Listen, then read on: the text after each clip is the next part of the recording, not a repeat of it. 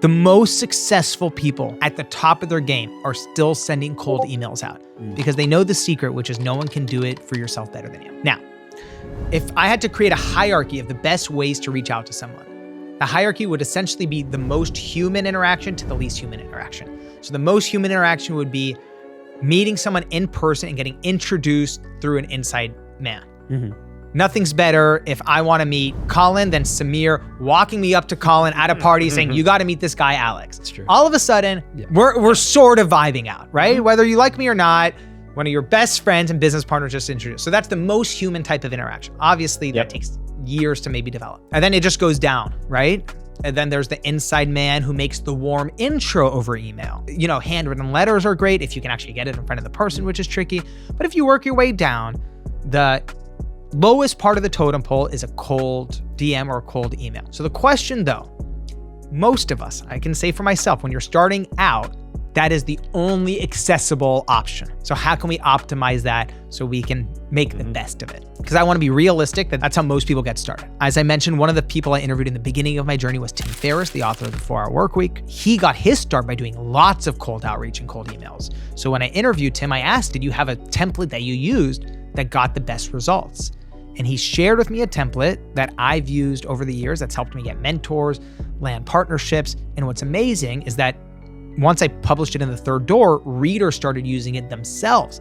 And I've heard that some readers used it to get in contact with the CEO of Apple. One of the readers of the book was a big financial advisor at Merrill Lynch. He told me this story about how he was trying to land this big blue chip client for 6 months, not a single reply. Decided to just copy paste the cold email template verbatim, just almost as a joke to see what would happen.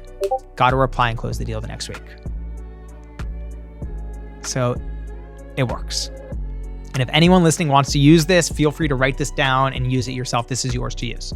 So this is the cold email template. So it starts off with, Dear so-and-so, I know you're incredibly busy and probably get a lot of messages, so this will only take 60 seconds to read. That's it. That's your opening line. And by the way, you better actually keep it to under 60 seconds. That's not just a trick. It has to be honest. I've made that mistake.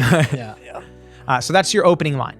Boom, next paragraph, 2 sentences max of who you are and why that's relevant to the person, which means that every cold email is gonna have a different second paragraph. It's not your life resume. It's not every video you've ever been part of, right? It is a specific, tailored 2-sentence bio that will be of interest to that person. So for some people, it might be, I grew up in this hometown that you know is relevant to them, or I went to this school, or I actually made a video with this person because you know they follow that person. Boom.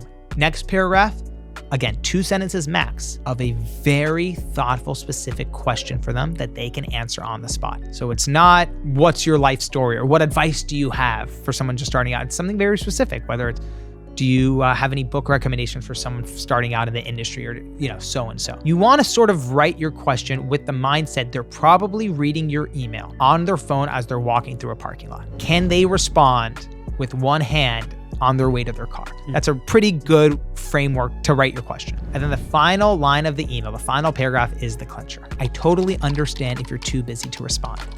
Even a 1 or 2 line reply will completely make my day.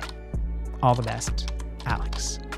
Yeah, that last part's really nice because it gives me the permission to not reply. Yeah, it's humble, it's thoughtful. It lets you off the hook. It's worked so well. A question I get a lot is around subject lines. Yeah. My personal experience, the shorter the subject line, the better. If you can keep it under a few words, even better. If it's a question, it's even better. Samir - your advice ? 3 words. The worst subject lines are the bait and switch subject lines. And I'll get cold emails where the subject line was really good. It made me click on it and it had nothing to do with the email. And it was clearly like a clickbaity subject line.